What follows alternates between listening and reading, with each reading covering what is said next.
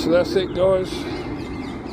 We are at the lake again for our campaign of trying to get a 20-pounder. That is our mission for this club lake. I've got my left hand rod down there by the lily pads where I caught my last carp.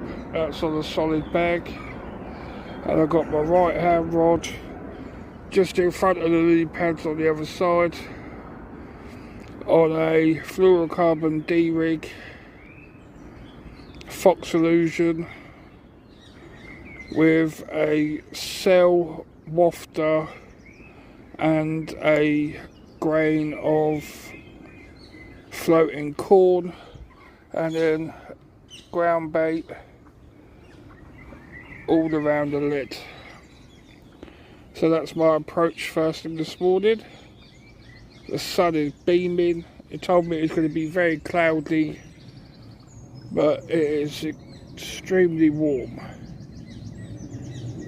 So hopefully we can get another fish to show you guys today. Let's see how it goes. Fingers crossed.